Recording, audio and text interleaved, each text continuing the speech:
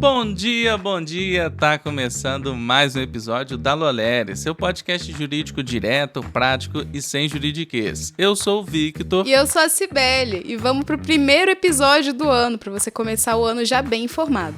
Hoje no penal, depoimentos à PF colocaram versões em choque no caso BRB e Banco Master. E no previdenciário, o STJ fixou critérios sobre interesse de agir e a data de início do benefício. No Constitucional, Moraes manteve prisão preventiva em inquérito sobre atos antidemocráticos. E no trabalho, o TST afastou a abusividade da greve dos Correios e determinou reajuste salarial. E no consumidor, clínica foi condenada por queimaduras em depilação a laser. E antes de seguir para o episódio, como sempre, a gente vai ler aqui um comentário. E o de hoje é da Bela, que falou assim: Bom dia, último episódio do ano e só temos a agradecer. Todo o carinho, atenção e dedicação de vocês é notável. Todos os dias, nós ouvintes escolhemos ouvir vocês porque confiamos no trabalho de vocês e sabemos que cada notícia e cada quadro é escolhido a dedo. Maravilhoso como o podcast e a newsletter estão sempre se atualizando e buscando ser melhor. Animadíssima pelo novo modelo. Obrigada por fazerem parte do meu 2025 e 2026 continuarei por aqui. Feliz ano novo a todos.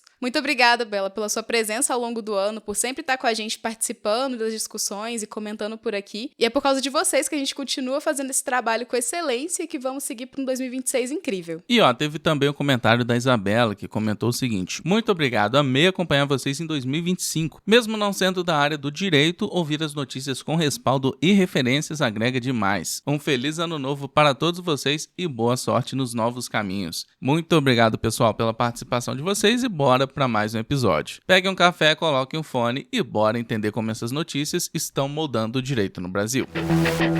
E a gente começa com direito penal. Depoimentos prestados à Polícia Federal numa investigação que tramita no STF trouxeram novos elementos e contradições que passaram a complicar a situação do ex-presidente do BRB e do empresário controlador do Banco Master. As oitivas ocorreram no fim de dezembro de 2025, com acompanhamento da PGR e supervisão do gabinete do ministro relator. A apuração envolve suspeitas de irregularidades financeiras em operações de crédito durante negociações sobre uma possível venda do Banco Master ao BRB. Entre os pontos investigados está a suspeita de carteiras de crédito sem lastro suficiente, ou seja, sem nenhuma garantia que sustentasse aqueles valores, o que teria inflado artificialmente o valor do banco. A compra não se concretizou e o Banco Central decretou a liquidação extrajudicial do Banco Master, que é a intervenção para encerrar a instituição sob supervisão da autoridade monetária. Nos depoimentos, as versões do empresário e do ex-dirigente do Banco Público divergiram sobre ciência e responsabilidade pelas operações questionadas.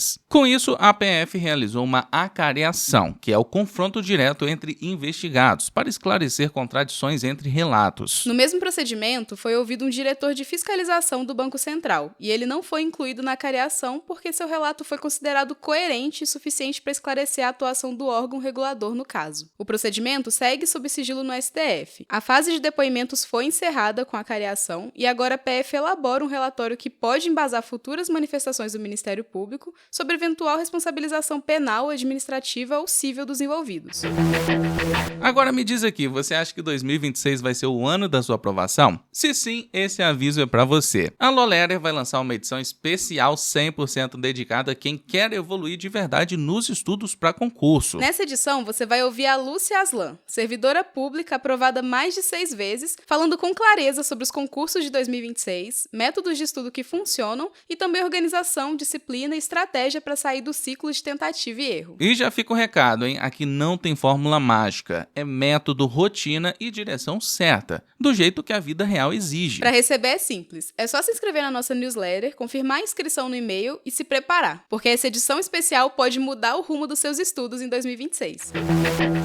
E vamos agora com o direito previdenciário. O STJ, em recurso repetitivo, tema 1124, fixou critérios sobre interesse de agir, que é a necessidade de ir ao judiciário, e sobre a DIB, a data de início do benefício. A ideia é uniformizar como esses pontos devem ser analisados nas ações previdenciárias. Pelo entendimento, o interesse de agir depende de resistência indevida do INSS na via administrativa, desde que o segurado tenha feito um requerimento apto. Esse requerimento é considerado apto quando vem com documentação mínima para o INSS entender e analisar o pedido. Se for um pedido vazio, que gera indeferimento automático, não basta. É preciso apresentar novo requerimento com a documentação adequada. O STJ também afirmou que se o requerimento é apto, mas ainda falta prova para conceder, o INSS tem dever legal de intimar o segurado para complementar documentos ou produzir prova. Se o INSS não faz isso, fica caracterizada a resistência indevida, e o juiz deve avaliar de forma fundamentada se a falha veio do INSS ou de desídia do segurado. Além disso, o interesse de agir só se mantém quando a ação judicial se baseia nos mesmos fatos e provas levados ao INSS. Se entrar no processo com fatos ou documentos novos sem passar antes pela autarquia, pode haver extinção por falta de interesse. Sobre a DIB e os efeitos financeiros, o STJ definiu: se os requisitos já estavam preenchidos no requerimento administrativo e a procedência vier com as mesmas provas, a DIB fica nessa data. Se os requisitos só foram preenchidos depois, a DIB vai para quando isso se comprovou. Se o INSS não permitiu a complementação de provas lá atrás, o juiz pode fixar a DIB no requerimento ou depois, conforme o caso. Mas quando a prova surge só em juízo, a DIB deve ser na citação válida ou em data posterior, observada a prescrição quinquenal.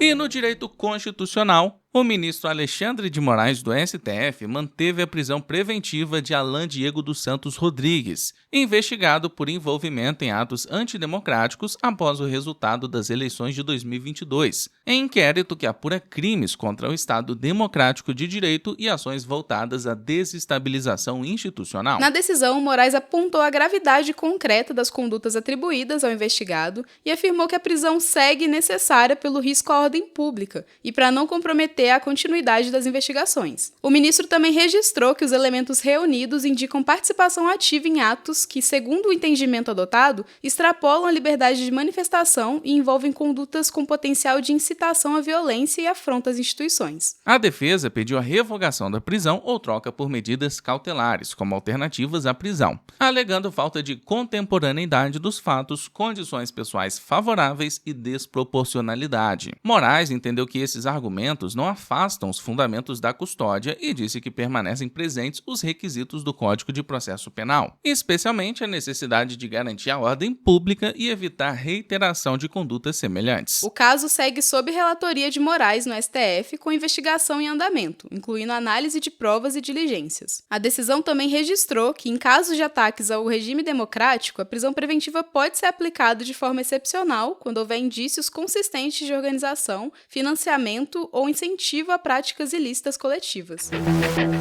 E vamos agora com o direito do trabalho. O TST decidiu que a greve dos empregados dos Correios não foi abusiva e determinou a aplicação de reajuste salarial no julgamento de um dissídio coletivo, que é a ação usada quando a negociação entre empresa e categoria não chega a um acordo. A Corte entendeu que a paralisação cumpriu os requisitos da lei de greve e surgiu um impasse legítimo na negociação coletiva. Também não ficou demonstrada conduta abusiva nem descumprimento das regras de continuidade mínima dos serviços essenciais, o que afastou sanções ao movimento. O TST reforçou que a greve é um direito fundamental previsto na Constituição e que restrições só cabem em situações excepcionais, com comprovação. No caso, considerou que houve tentativa de negociação e que a greve buscava pressionar a empresa diante da falta de avanço nas tentativas salariais e nas condições de trabalho. Além disso, a decisão fixou o reajuste com base na recomposição inflacionária do período, buscando equilibrar os interesses das partes e preservar o poder de compra dos trabalhadores sem ignorar a situação econômica da empresa pública. O julgamento também ressaltou que, mesmo em empresa estatal com atividade essencial, o direito de greve não é eliminado. Apenas exige cuidados, como a manutenção de contingente mínimo, o que foi considerado atendido no caso.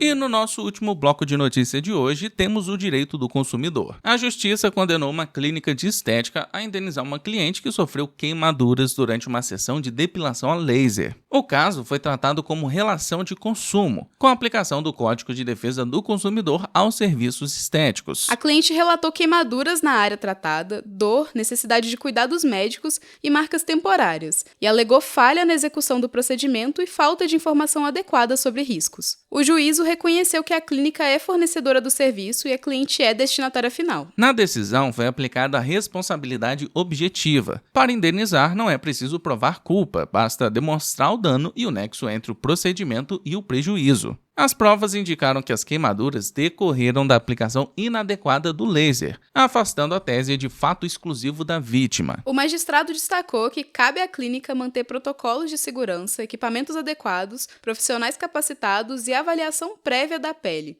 e que termo de consentimento não afasta a responsabilidade quando há execução inadequada. Com isso, houve condenação por danos morais, com valor fixado por razoabilidade e proporcionalidade, considerando gravidade do dano, capacidade econômica das partes e caráter pedagógico. E vamos agora com o nosso giro jurídico, começando pelo direito empresarial. Decisões empresariais adotadas no encerramento do exercício podem gerar responsabilização de sócios e administradores quando praticadas com abuso, infração legal ou ausência de lastro contábil, relativizando a autonomia patrimonial e ampliando riscos civis e tributários. Projeto aprovado em comissão da Câmara dos Deputados fixa prazos para responsabilização de ex-sócios em execuções trabalhistas, reforçando a previsibilidade nas relações societárias ao delimitar temporalmente riscos patrimoniais após a retirada formal do quadro social, com ressalva para a hipótese de fraude. E no direito tributário, segundo orientação da Receita Federal do Brasil, a retenção de IR na fonte sobre lucros apurados em 2025 pode ser afastada mediante comprovação contábil por balanço intermediário ou balancete, em diálogo com o Conselho Federal de Contabilidade. A OAB do Ceará ajuizou mandado de segurança coletivo para afastar a tributação de lucros e dividendos de sociedades de advogados, questionando regra transitória que condiciona a isenção à deliberação no mesmo exercício, em contexto de controvérsias também examinadas no STF. Então é isso, a gente vai chegando ao fim de mais uma edição, a primeiríssima do ano, para você já começar bem informado. E para começar o ano bem, eu quero agradecer a todo mundo que comentou na edição passada e bateu o ponto aqui com a gente. A Rafaela Alice, Guilherme, Bela e Isabela. Muito obrigado a todos que comentaram. E não esquece de seguir a gente no seu agregador de podcast favorito, ativar as notificações e também avaliar a gente com 5 estrelinhas. Compartilha também o episódio lá nos seus stories e marca a gente no @lo.lere. Então é isso, se cuida e bom descanso por aí.